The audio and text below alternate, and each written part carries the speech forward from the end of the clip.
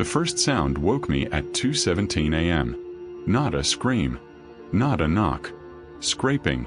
Slow. Careful. Like someone dragging their fingernails across concrete, stopping just short of the door to room 6. I lay still in the narrow maintenance office, eyes open, listening. The desert wind howled outside, pushing sand against the motel windows like rain made of glass. The neon vacancy sign flickered once, twice, then steadied. The scraping came again, closer this time.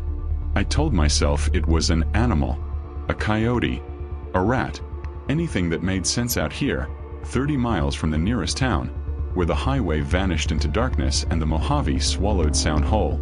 But then I heard breathing. Not mine. It was slow, patient, right outside the door. I reached for my flashlight, careful not to make a sound. My hand was shaking so badly the metal rattled when I lifted it. I held my breath and waited for footsteps, for movement, for something, anything to explain what I was hearing. Nothing, just the breathing.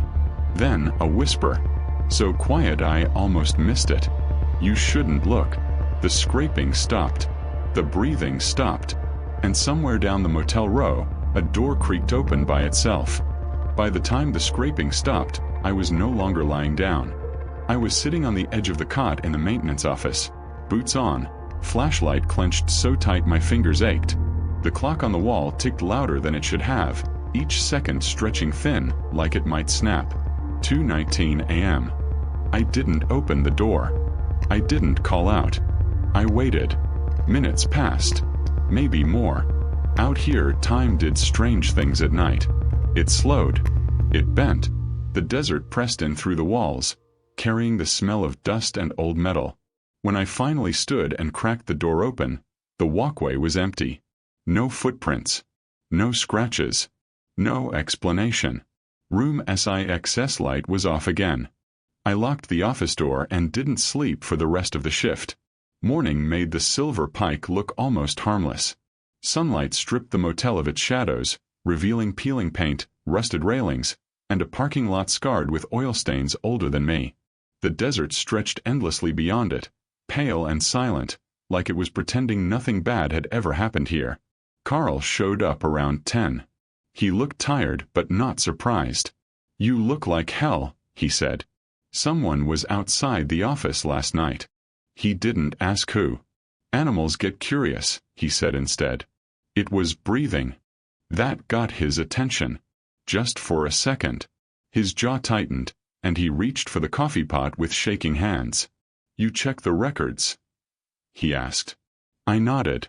Carl sighed and leaned against the counter, staring out the window toward room 6. "That room should have been torn down," he muttered.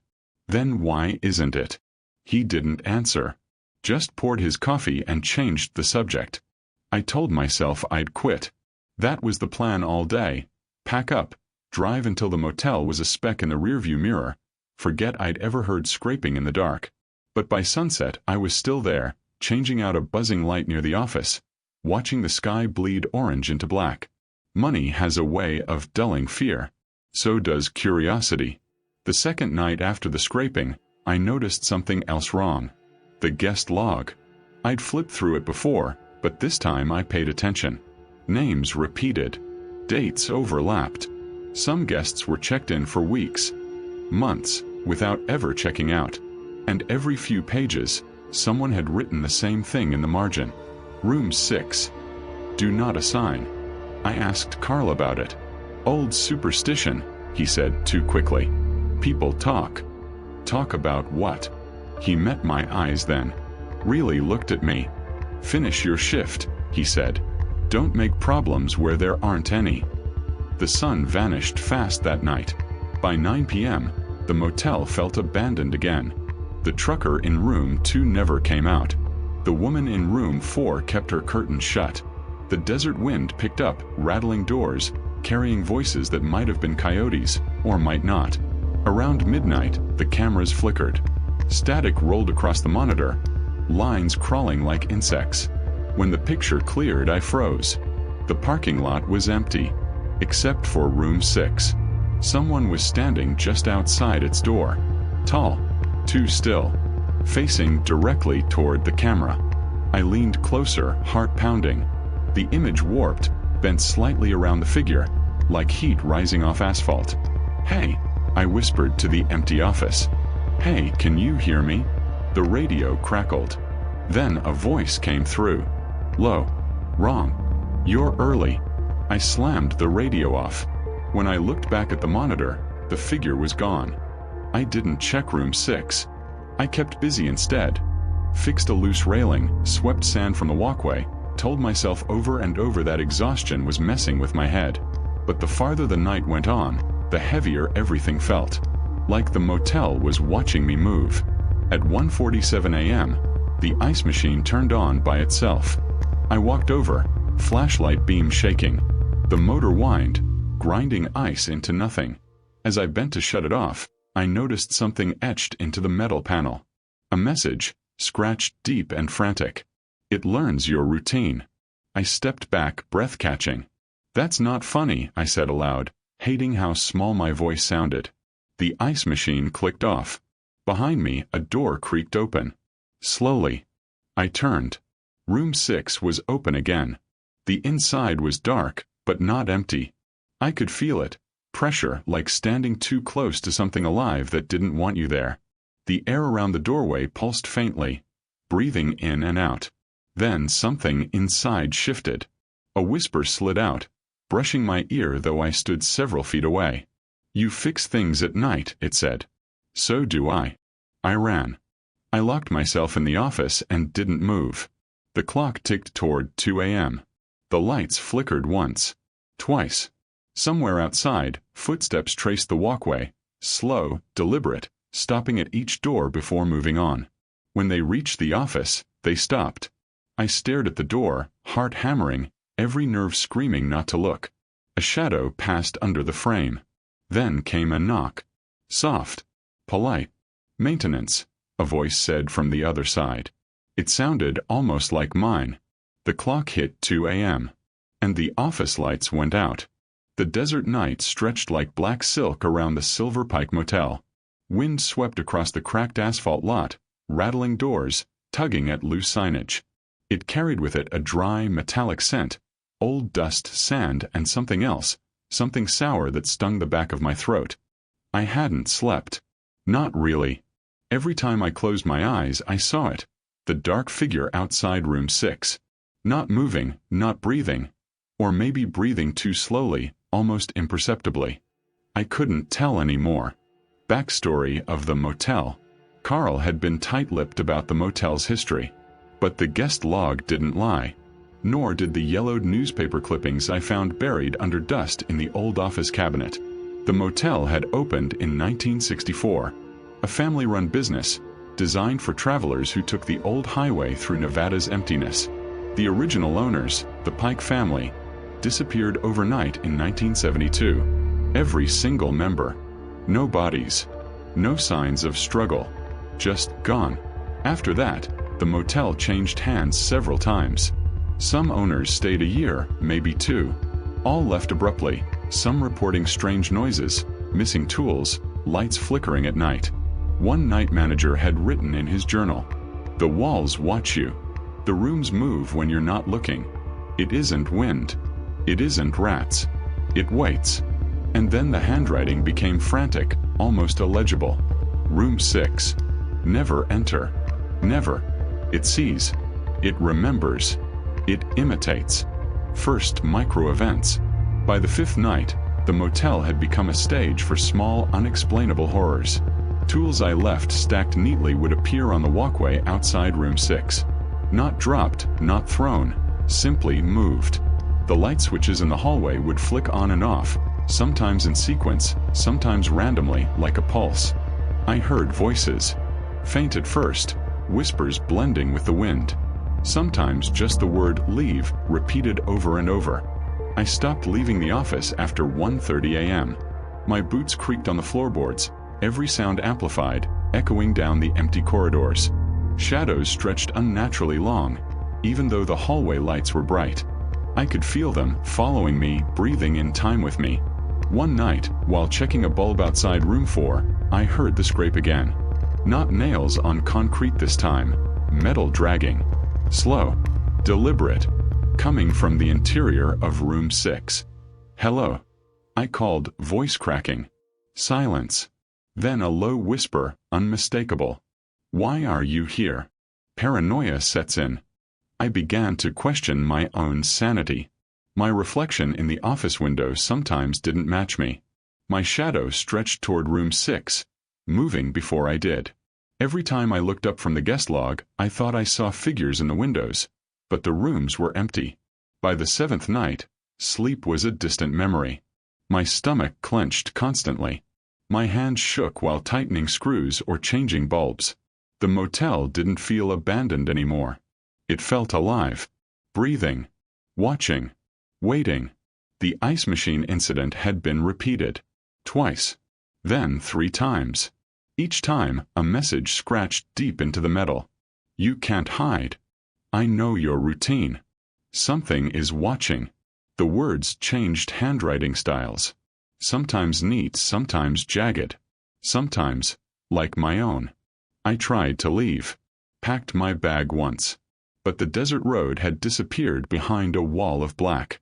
The horizon shimmered unnaturally, no stars, no moon, just heat distortion or something that felt like it. My car's engine sputtered and died when I tried to start it. The woman in room 4. The woman in room 4, the one who never opened her curtains, became an unexpected ally. I had never spoken to her fully, but on the 8th night, desperation forced me to knock. She opened the door, chain still on. Her one visible eye was wide, hollow. "They're in the walls," she said. Voice low, almost a rasp. "What do you mean?" "They watch. Room 6. It keeps them alive. Every night. The walls are full of eyes." "Who? Who's watching?" "The motel. It wants maintenance. It wants someone awake. Someone to fix the lights. Someone to notice." Her hand trembled as she pointed toward the ceiling. Then the hallway. "They imitate you. They become you." I froze. My flashlight flickered, and I swore I saw her reflection in the glass bend differently than her body. Too long. Too thin. Room 6 revealed. The legend became real the night I finally stepped into the hallway past 2 a.m. Room 6 was always open, waiting. The door creaked, the threshold cold under my hand. My flashlight beam shook as I stepped inside. The room was empty. Yet the air pressed against me, thick and choking. Dust motes hovered like suspended motes in liquid. The furniture was arranged neatly, almost clinically, but everything felt wrong. Then I saw it. Scratches on the wall. Names. Dates. Patterns I couldn't understand. And among them, in fresh, wet scratches. "I am watching." A shadow moved across the room. Not cast by me. Not by anything visible. It slid across the walls and floor, coalescing into something humanoid, distorted, too tall, too still. Its face, I couldn't make out. It tilted its head, mirroring my every motion. I stumbled back, bumping the nightstand. Tools from my belt spilled. I heard a whisper, soft, almost gentle. "You fix things." "So do I." I ran. The entity learns. The nights became a loop of dread. Every movement, every check, every maintenance task was observed. The entity learned my routines. Footsteps in the hallway matched mine, stopping when I stopped. The lights in the office blinked in time with my heartbeat. Objects moved when I wasn't looking. One night, I swore I saw myself outside room 6. My own body standing perfectly still, staring at the doorway. My voice came through the radio. "You're early." I slammed it off. My reflection was gone from the glass that night. Flashback to the Pike family. I finally pieced together the old records. The Pike family had made a pact. Not documented officially, but in diary entries, letters, and the scrawled notes in room 6. They had tried to trap something. Call it a spirit, a watcher, an entity born from the desert and their desperation. Something that could imitate life. Their goal was immortality, but they had underestimated it. The entity learned. Grew. 8-time memory presence. And it remained in room 6, feeding off whoever stayed awake in the motel at night, mimicking them, learning them, haunting them. Every night I stayed awake, I became part of its memory. Every flickering bulb, every squeak of the door, every step I took. It watched, learned, prepared. Micro-events escalate. The escalation was relentless. The ceiling fan in the office turned by itself, faster each night. Footsteps outside room 6 sounded like someone dragging chains. Whispers outside the windows carried my own voice, distorted, asking questions I hadn't spoken aloud. Items I'd used earlier, wrenches, screwdrivers, pens, appeared in my pockets. The woman in room 4 stopped answering my knocks. The trucker in room 2 snored endlessly, oblivious, or maybe asleep to a reality I wasn't fully seeing. I had to write down everything. Logs of noises, light flickers, objects moving, whispers. But even the writing felt watched. Sometimes my pen moved on its own, leaving words I hadn't intended. You can't leave. I am here. Paranoia peaks. I stopped trusting my eyes. My hands trembled at every sound. I caught glimpses of something in the hall mirrors, something that moved when I didn't. My own reflection was inconsistent, delayed, sometimes gone. Every maintenance task became an act of terror. Changing a light bulb in the hallway, I would glance up and see shadows moving across walls in perfect imitation of me. I couldn't tell what was real. The desert outside seemed to warp. The horizon shimmered unnaturally, as if the motel existed in a different layer of reality. I no longer went outside. Every hallway, every room, every doorway felt like a trap. Room 6 had become the heart of it. Everything emanated from it. Sound, air pressure, shadows, whispers. The entity communicates. It started speaking clearly, first through whispers, then through reflections, then, impossibly, through the radios, the ice machine, and the flickering fluorescent lights. You are mine now. Fix for me. Watch. Learn. I remember your face. I will become you. One night it didn't hide. It stood at the end of the hallway, featureless, motionless, and I swore I could see my own expression in it. Wide eyes, shaking hands, raw fear. It was no longer imitating. It was becoming me. By the time I reached the 9th night, I was a shadow myself. Eyes hollow, hands shaking, clothes covered in dust. Every creak, every gust of wind, every flickering light was a threat. Room 6 was no longer a room. It was a mouth, and the motel was the body. Everything I did, every step I took, it watched, learning, feeding, waiting. The walls whispered my name now. My own voice, distorted and wrong, coming from every shadow. And I knew. If I didn't confront it, it would step out of room 6, and it would be indistinguishable from me. The hallway lights flickered violently, then went out entirely. Darkness swallowed the Silver Pike Motel like a tide. Only the faint red glow of the vacancy sign survived, buzzing low, casting long jagged shadows across the cracked asphalt outside. I didn't move. I couldn't. I could feel it in the air before I saw it. A pulse, like a heartbeat, but wrong, echoing in the walls, in the floor, in my chest. Every breath I took felt mirrored, delayed, distorted. The shadow was there, at the end of the hallway. Not moving.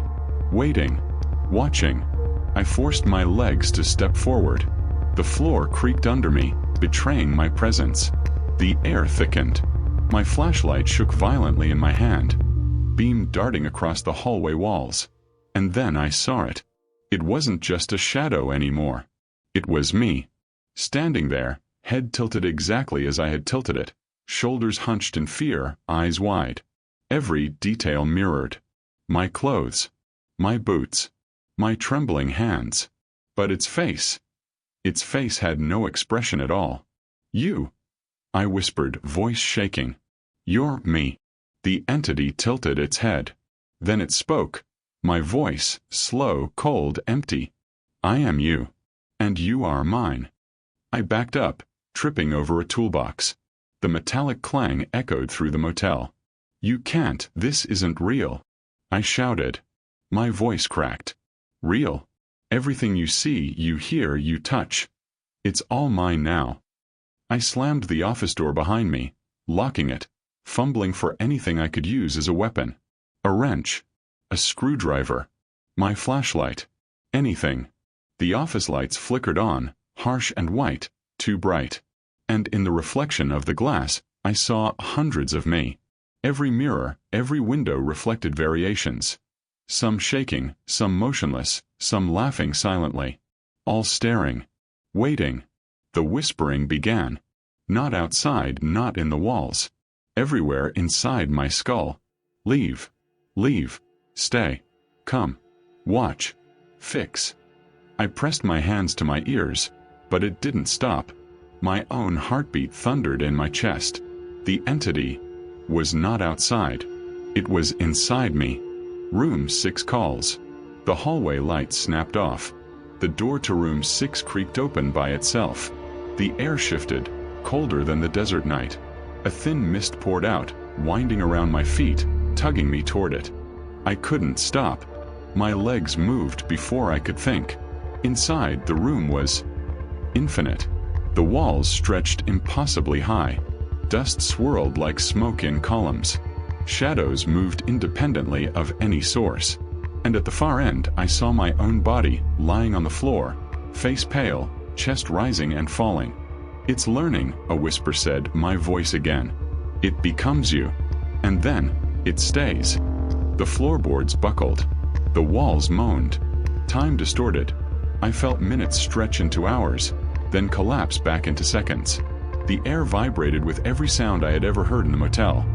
Scraping, footsteps, breathing, whispers, chains dragging, the ice machine clattering. All of it together, impossibly loud. I screamed, a short, sharp scream that didn't echo in the room. The entity's voice, my voice, answered back. Yes. Scream. Learn. Fix. Watch. Confrontation. I grabbed the wrench. My reflection in the far wall moved before I did, already swinging toward me, ready to strike. I braced. The moment felt suspended. Time slowed to a viscous crawl. I hit. Metal connected with nothing. Air. Shadow. My own mirrored arm. It didn't matter. The wrench shattered in my hand. The entity advanced. Step by step, perfectly synchronized with mine. Every instinct screamed to run. Every fiber of my body wanted to hide. But there was nowhere to go. It spoke again. You maintain. You fix. You see. And I see everything you see. The room twisted. The ceiling stretched. The walls melted. The floor cracked open. My own reflection screamed at me. My own voice in pain, and I realized with a chill I would never forget. If it touched me, it wouldn't just kill me. It would replace me. Erase me. Learn me. Become me. I lunged forward, desperate. My hands brushed the shadow. A shockwave ran through my skull, and suddenly I was looking out from its eyes. Everything was mine. And not mine. Collapse of safety. The motel was no longer static. Doors opened on their own, corridors bent impossibly. Furniture rearranged itself while I watched. Time itself seemed to pulse. Night stretched, then flickered into dawn, then night again, endlessly. I ran. Down the hallways, past the rooms, past the office. My footsteps matched hundreds of shadows racing beside me. My voice called out, echoed back with a dozen variations. I reached the exit. The door handle burned my palm. I pushed. The desert wind slammed against me. The motel groaned, stretching like it was alive, resisting my escape. And then, for one heartbeat, silence. I looked back. Room 6 was empty. But not silent. From inside, a whisper, faint but unmistakable. You'll come back. We always do. Psychological breaking point. I stumbled to the parking lot. The red vacancy sign buzzed, flickering violently.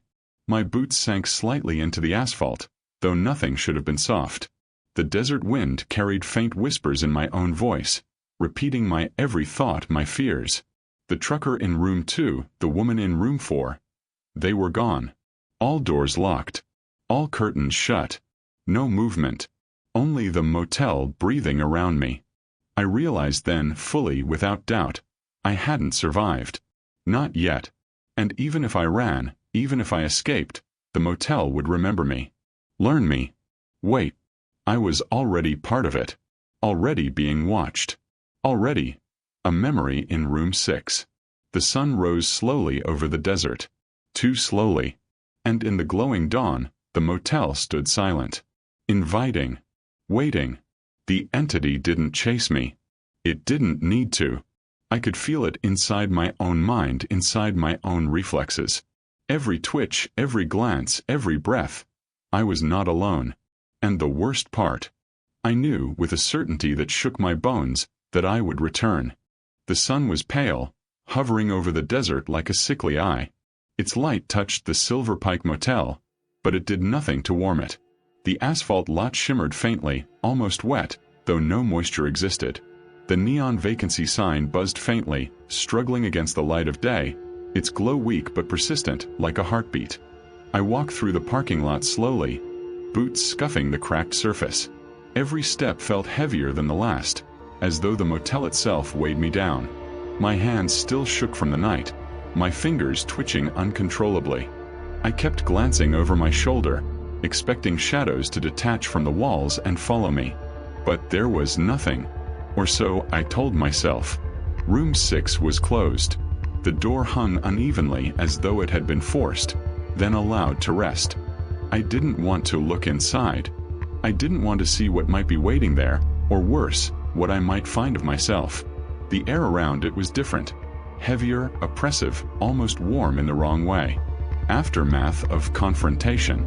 I never saw Carl again.